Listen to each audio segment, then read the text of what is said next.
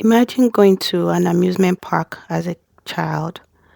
You had your heart set on a particular ride, and you get there and you're unable to go on that ride because you're not tall enough or old enough or something.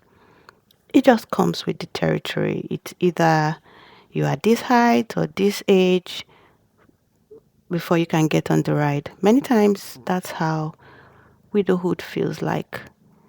Suddenly you are not allowed in some spaces or circles anymore because you don't qualify anymore, and then you're left standing outside and having to look in.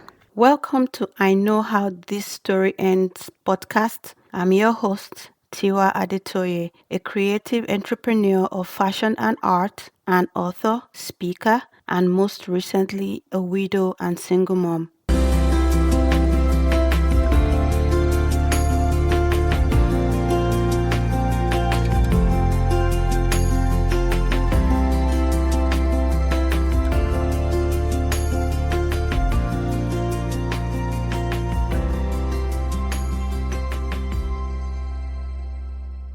In January 2025, I lost again what I thought was a huge opportunity because I am a single mom with limited support.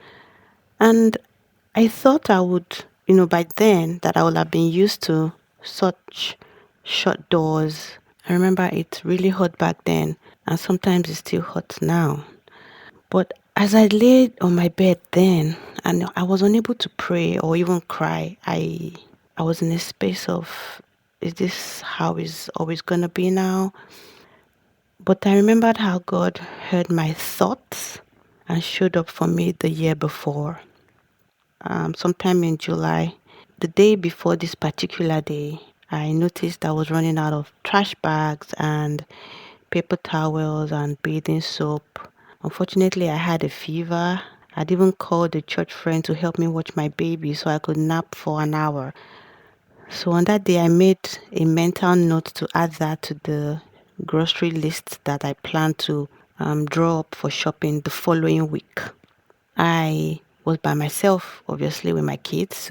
And I had told no one about this. I had not even written out my grocery list yet. But that evening, I got home after our school runs and I found a big package sitting at my doorstep. It had my name on it, my address was on it, so I was sure it was for me. But it didn't have a return address.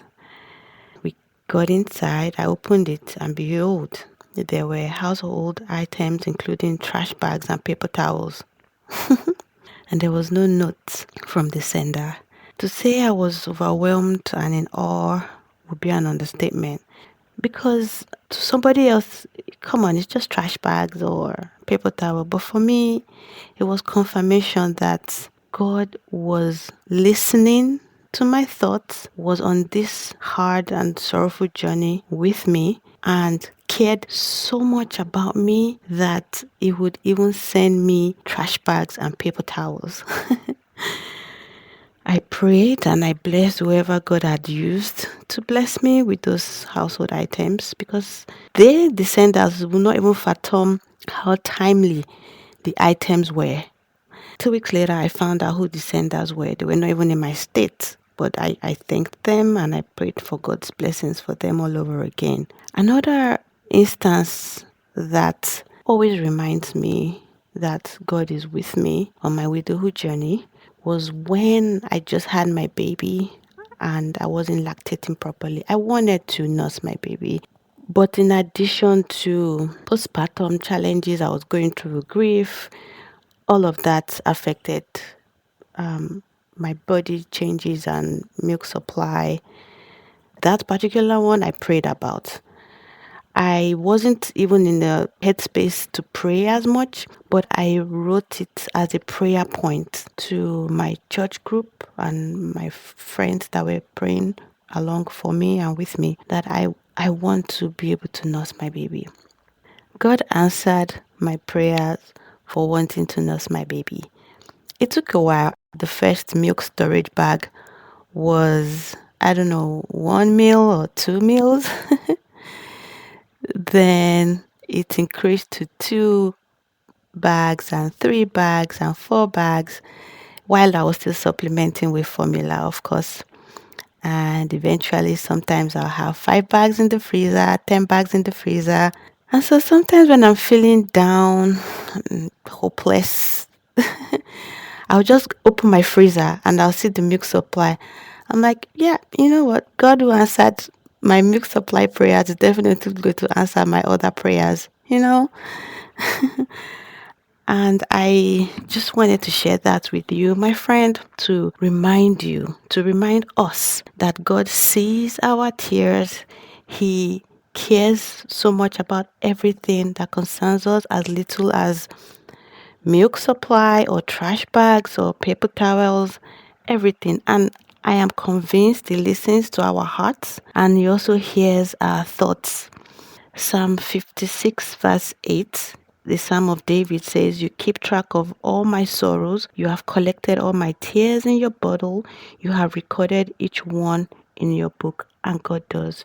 He really does. So, just as I'm having to remind myself of God's faithfulness and a reminder that God is working with me, even though I now have to miss out on a lot of opportunities because I'm a widow, but I'll remain of good courage, and He will strengthen our hearts because our hope is in the Lord. And that's from Psalm 31, verse 24. This is not where this story ends.